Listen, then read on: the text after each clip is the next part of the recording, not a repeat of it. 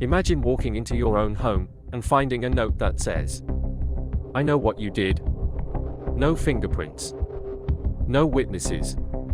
Just a single message that changes everything. This isn't a movie. This is a real story. A mystery so dark that even the police called it a puzzle with no edges. Tonight, we're diving deep into the unsolved case of Jennifer Fairgate. The woman who checked into a hotel under a fake name and never checked out. Guys, please like and subscribe before we start. Paris, 1937. The world was changing, whispers of war in Europe, political tension in the streets, and the nightlife of the city still shining under the neon glow of cabarets and cafes. But beneath that light, there was darkness. And on one quiet spring evening, that darkness took a life, in one of the strangest murders France had ever seen. It was May 16, 1937. A warm Sunday afternoon. Crowds filled the Paris metro, people heading home after a long day. Among them was a young woman named Laetitia Marie Joséphine Toureaux, 29 years old. She was elegant, always well-dressed, calm, and seemingly ordinary. She stepped into a first-class carriage of the Line 8 metro at Porte de Charenton station, alone. The train doors closed. The carriage moved forward. 90 seconds later, when it reached the next stop, Porte Toureaux, Laetitia was dead. She had been stabbed once, cleanly, precisely, in the neck. There was no scream, no sound, and no sign of struggle. The other passengers entered the carriage and found her slumped against the seat, her gloves still on, her purse beside her. The killer had vanished. That moment, a silent killing in a moving train full of people, became one of the most baffling crimes in the history of Paris. How could someone commit a murder inside a metro carriage and disappear completely, in less than a minute and a half? The investigation began immediately. Commissioner Badin, one of Paris's top detectives, arrived at the scene. His first impression was disbelief. The wound was sharp and deep, made by a dagger, not an ordinary knife. No weapon was found. No blood trail, no fingerprints, no witnesses. The killer had seemed to vanish into thin air. At first, the police thought it might be a crime of passion. But when they began to dig into who Laetitia really was, the story took a darker turn. Laetitia wasn't just an ordinary factory worker, as everyone believed. Yes, by day, she worked at a lens-making factory. But by night, she led another life entirely. She frequented dance halls, used false names, and was sometimes seen entering private detective agencies and the Italian embassy. She had secret relationships, strange acquaintances, and possibly connections to people involved in political espionage. France in the 1930s was a country on edge. The far-right group known as La Cagoule was rising, a violent underground organization plotting against the government. They operated in total secrecy, using coded messages, hidden meetings, and assassinations to silence enemies. And it soon became clear, Laetitia Toureaux had somehow gotten close to them. Was she spying for the police? Or was she being used by the group itself? Whatever the truth was, it may have cost her life. Detectives found evidence that she worked part-time for a private investigator who was monitoring certain political figures. They also found she had been romantically involved with a mysterious man whose name was never confirmed. Some claimed he was a member of La Cagoule.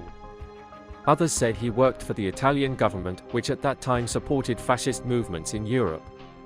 The investigation expanded, detectives questioned her family, her friends, her co-workers. But everyone described her as polite, quiet, secretive. No one seemed to know who she really was after dark. Days turned into weeks, weeks into months.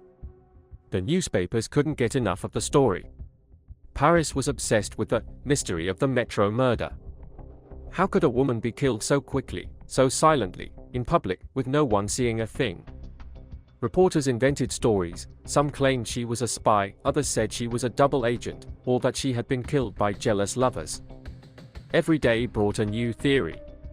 And then, one name surfaced, Jean Filial, a known member of La Cagoule. Rumors spread that he had boasted to others about being involved in the woman's death in the metro. But when questioned, He denied everything. The group's leaders denied even knowing her. No evidence tied him to the crime. Still, whispers continued that Laetitia had known too much. Maybe she had discovered something she wasn't supposed to see, documents, names, or secrets that could expose powerful people. By 1939, 2 years after her death, Europe was sliding into chaos. What was coming? The investigation was quietly closed. Files were locked away. The official conclusion, unresolved. No arrests. No confession. No justice. Yet the details continued to haunt anyone who looked at the case. No witnesses saw anyone leave the train. No one saw anyone enter after her. No sound, no scream, just a lifeless body and an open wound. Whoever did it knew exactly what they were doing. The dagger entered between the neck and the shoulder, a soldier's strike, a trained hand. This was not an act of rage. It was an execution. Some believed the killer was already in the train before it left the station, maybe hiding behind a seat, waiting for her. Others said the murderer slipped in wearing a uniform, blending with workers, and escaped during the short stop before anyone noticed. But all of it was guesswork. The truth had vanished into the tunnels beneath Paris. Over the decades, historians and crime writers revisited the case again and again. They connected it to the violent politics of the 1930s, the secret groups, the spies, the embassies. They found evidence that some of La Cagoule's members were indeed later arrested for murders, bombings, and plots to overthrow the French government. So maybe Laetitia's death was their warning, a message to anyone who dared to cross them. But it could also have been something more personal. Maybe she fell in love with the wrong man, someone who feared exposure. Maybe she tried to leave that dangerous world, and someone decided she knew too much.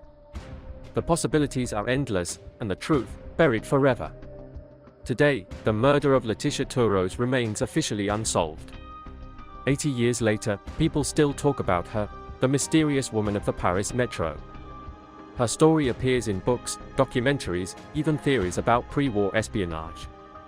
But beyond the mystery and speculation, there's something deeply human about her case.